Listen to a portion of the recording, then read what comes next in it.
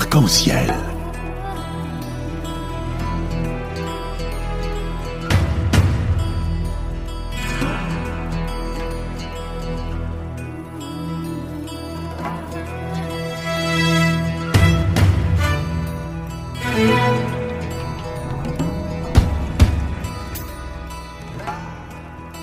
Arc-en-ciel, chaque dimanche, actualité, culture, économie, société et animation festive.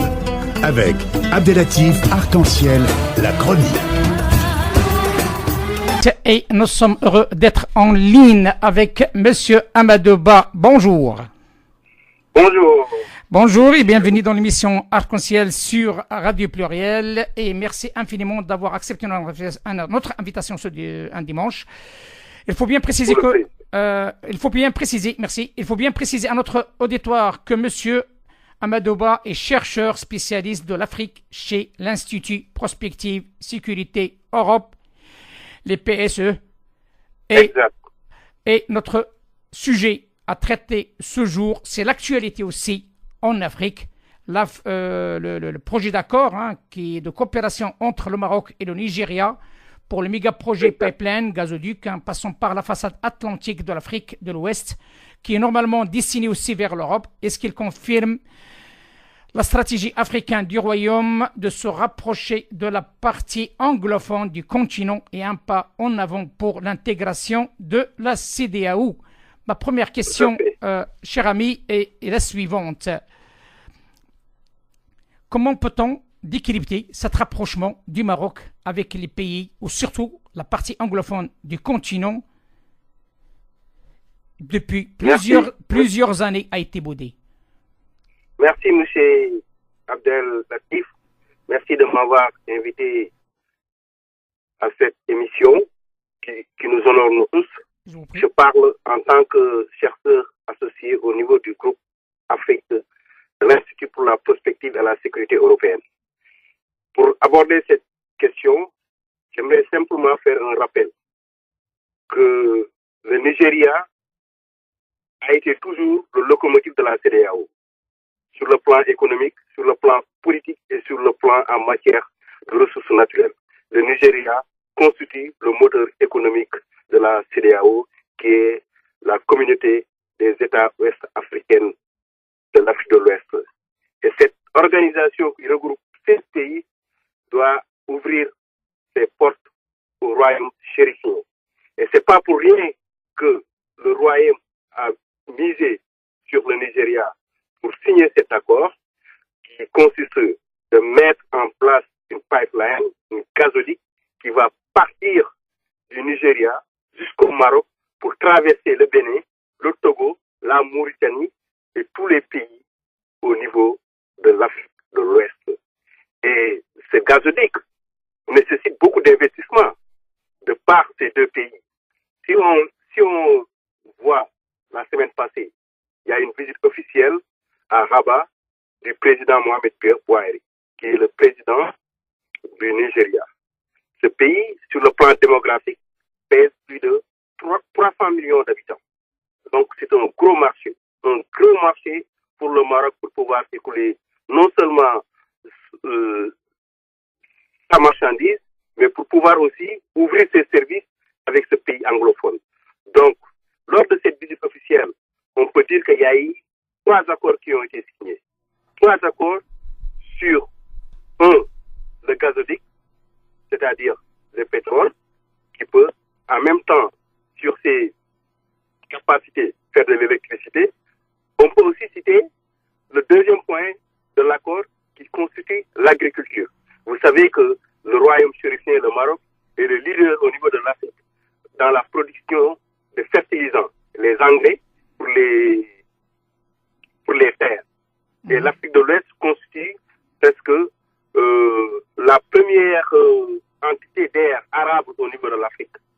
De ce coup, ils ont signé un partenariat entre le groupe dirigé par le milliardaire Dangote, qui est dans l'agriculture au Nigeria, qui est très connu, que la société marocaine chargée d'engrais a signé un accord avec lui. Et si nous voyons sur le troisième point, il y a un accord qui a été signé sur le phosphate. Donc, le engagé à accompagner non seulement le Nigeria sur le plan économique, mais aussi il y a un autre aspect, c'est sur le plan sécurité, la lutte contre le terrorisme. Parce que si nous voyons bien le destin du Niger, c'est une partie du Nigeria qui est très riche en matière de pétrole et de gaz. Mais c'est la partie aussi où il y a beaucoup de terroristes, comme Boko Haram, qui sont installés là-bas. Donc, on ne peut pas mettre en place cette pipeline sans sécuriser cette bande qui va relier le Maroc jusqu'au Nigeria, qui va s'étendre sur 5660 km. S'il n'y a pas de sécurité, une police pétrolière pour suivre cette pipeline, il peut avoir des détournements. Donc c'est pour cela qu'ils ont prévu une route en offshore et en onshore. Je pense que j'ai répondu à vos questions. Mais justement, parce que la question qui se pose et qui est en relation, si vous le permettez, qui est en relation avec ce que vous venez de citer concernant ce gazoduc, que peut-on dire sur sa faisabilité et son influence sur la géopolitique de l'Ouest africain?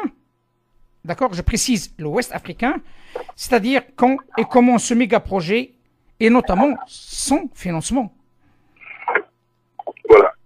Pour répondre à votre question, je peux dire que son influence est probable sur tous les plans, sur le plan économique, sur le plan politique, sur le plan énergétique. Parce que si nous voyons la cartographie, la tracée de cette pipeline, il y a déjà une partie qui a été faite depuis 2010 avec le West Pipeline African qui part du Nigeria jusqu'au Ghana. Donc ce sera une prolongation de cette pipeline qui va aller jusqu'au pays de l'Afrique de l'Ouest et qui sont confrontés aujourd'hui à des problèmes énergétiques pour s'alimenter à partir de cette pipeline. C'est-à-dire le Bénin, le Togo, la Côte d'Ivoire et je peux dire la Mauritanie même. Parce qu'aujourd'hui, au niveau de la CEDEAO, c'est le Sénégal qui vend sa surproduction d'électricité à la Mauritanie. Donc le Maroc pourrait servir aujourd'hui de leader avec le Nigeria pour vendre à tous ces pays. Et au-delà de ces pays, je peux dire même aux autres 40 États africains qui restent, et même au niveau de l'Europe. Ils peuvent vendre du gaz et revendre du pétrole. Pour parler du financement, ils ont dit que ce sera un financement à deux parties, qui seront financés par les deux fonds souverains. Pour le Maroc, il s'agit de la contribution de 10 milliards du Smart Capital, qui est le fonds souverain marocain. Pour le Nigeria, il s'agit du fonds souverain nigérien, qui s'appelle le Nigeria Sovereign Authority Officer. Cette entité aussi va contribuer à 10 milliards, ce qui fera 20 milliards. Maintenant, ces deux pays, ils sont tombés d'accord pour faire appel aussi à des fonds arabes. Une fois que l'entité est mise sous pays, ils vont faire appel à des fonds arabes pour s'ouvrir. Donc, il y aura une levée de fonds qui sera organisée au niveau des pays arabes, membres de l'OPEP, l'organisation des pays producteurs du pétrole. Voilà. Est-ce que cela signifie cette convention entre le Maroc et le Nigeria un pas en avant de l'intégration du Maroc à la CEDEAO? C'est un très grand pas en avant pour l'intégration du Maroc au niveau de la CEDEAO. Parce que le Maroc passe par le pays leader. Et aujourd'hui, si le Nigeria et le Maroc font alliance au sein de la CEDEAO, on peut dire que cette entité globalement va prendre la place de la Turquie en tant que septième puissance du monde. Donc sur le plan économique, ce sera un très grand pas. Nous pouvons dire que donc cette coalition, cette organisation économique, politique, économique va rejoindre les leaders au niveau du monde et devenir la septième puissance mondiale. Voilà. Des observateurs, M. Amadou, qui se posent la question suivante. Certes, c'est un grand projet, donc je reçois des questions au fur et à mesure en discutant avec vous. Donc j'aimerais bien que vous sachiez qu'il y a beaucoup de monde qui suivent cette émission sur plusieurs niveaux. Et la question qui m'apparvient, c'est une question qui est en relation aussi avec la géopolitique. Comme vous le savez, le Maroc est frontalier avec la Mauritanie, mais il y a ce conflit imposé sur le Maroc avec le Polisario.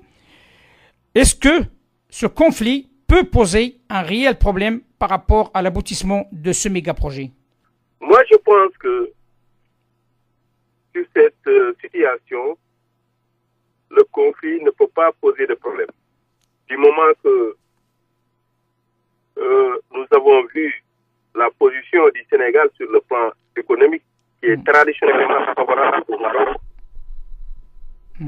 Donc, je pense qu'aujourd'hui, que tous ces pays-là qui sont favorables au Maroc feront en sorte qu'il n'y aura pas d'entrave politique avec la question du Sahara. Cette question ne se pose pas. Parce que le Sahara occidental n'est pas aussi membre de la CEDEAO. Le Sahara occidental est membre de l'Union africaine et pas membre de la CEDEAO. Donc cette question ne s'est encore jamais posée. Aujourd'hui, nous sommes dans une procédure d'intégration économique. Il y a aujourd'hui la CGGME, qui est la Confédération des chefs d'entreprise marocaines, qui rencontre tous les patronats des pays africains pour discuter sur comment travailler ensemble en partenariat et dans une future proche de lever les barrières douanières pour que les produits marocains puissent entrer dans les 16 pays de la CEDEAO sans payer des taxes douanières. Voilà ce que j'en pense. Parfait, Monsieur Amadou. Merci infiniment d'avoir accepté notre invitation. Et pour notre auditoire, nous précisons que Monsieur Amadou Ba est chercheur spécialiste de l'Afrique chez l'Institut Prospective et Sécurité Europe, un institut de renom qui est composé d'un capital humain hors norme. Merci infiniment d'avoir accepté notre invitation et je vous dis à très bientôt. C'est à moi de vous remercier et bon dimanche à vous. Merci à vous aussi. Au revoir, monsieur. Au revoir. Arc-en-ciel.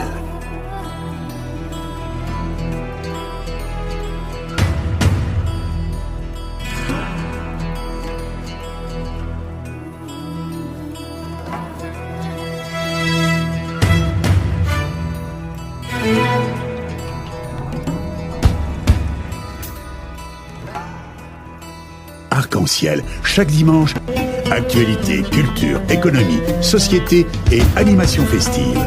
Avec Abdelatif Arc-en-ciel, la chronique.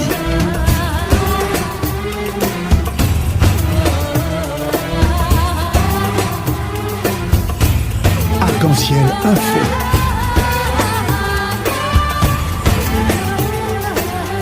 Arc-en-ciel, animation festive.